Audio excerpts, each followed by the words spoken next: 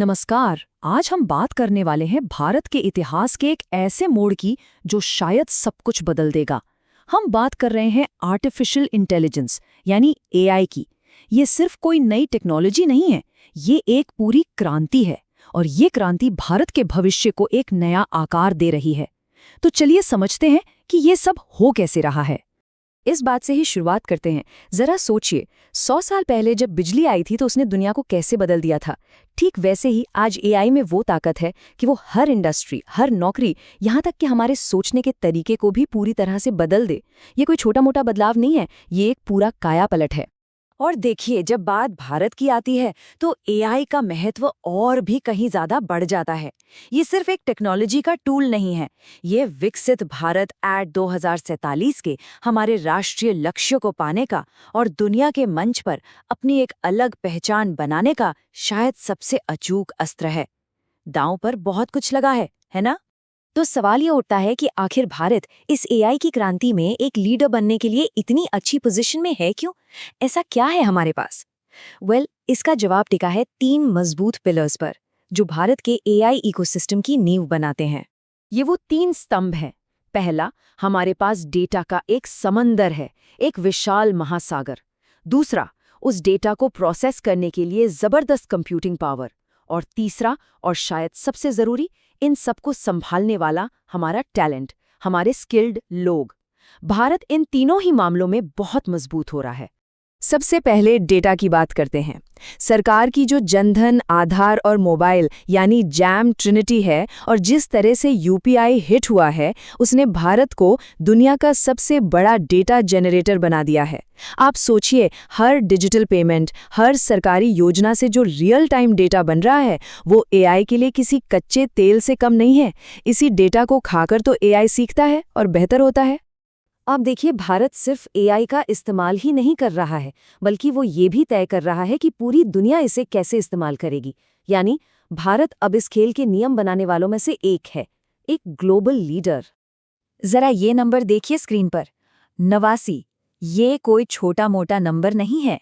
हाल ही में जो AI impact summit हुआ, उसमें 89 देशों और ऑर्गेनाइजेशंस ने नई दिल्ली घोषणा को सपोर्ट किया।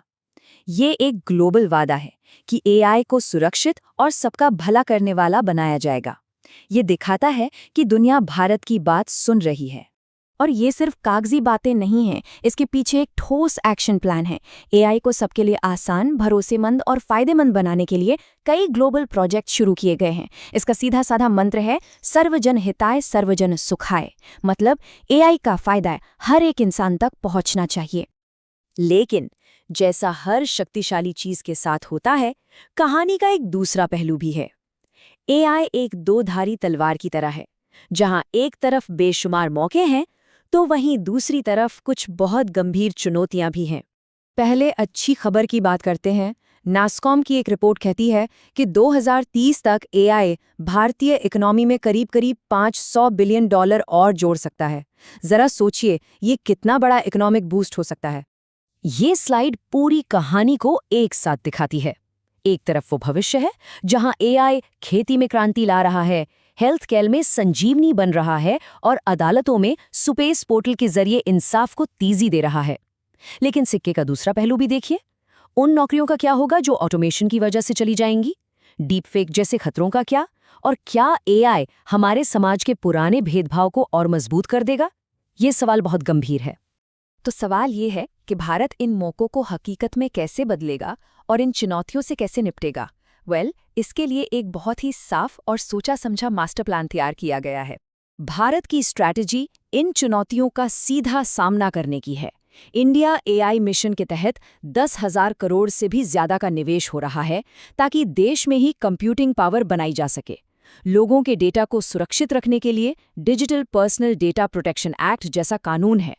दुनिया भर में भारत जीपीएआई जैसे प्लेटफॉर्म्स को लीड कर रहा है, और सबसे जरूरी, नई शिक्षा नीति के जरिए हमारे युवाओं को भविष्य के लिए तैयार किया जा रहा है। आखिर में ये एक बात सब कुछ साफ कर देती है, एआई आग की तरह है। आप उससे खाना भी पका सकते हैं और अपना घर भी जला सकते हैं। और भारत का लक्ष्य सिर्फ इस आग का इस्तेमाल करना नहीं, बल्कि इसे सही तरीके से और जिम्मेदारी के साथ जलाना है, और शायद दुनिया को सिखाना भी है।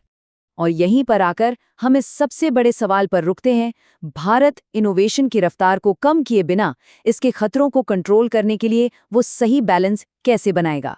ये सवाल सिर्फ भारत के लिए नहीं है, ये आने वाले समय में पूरी दुनिया के लिए सबसे बड़ी चुनौती होने वाली है।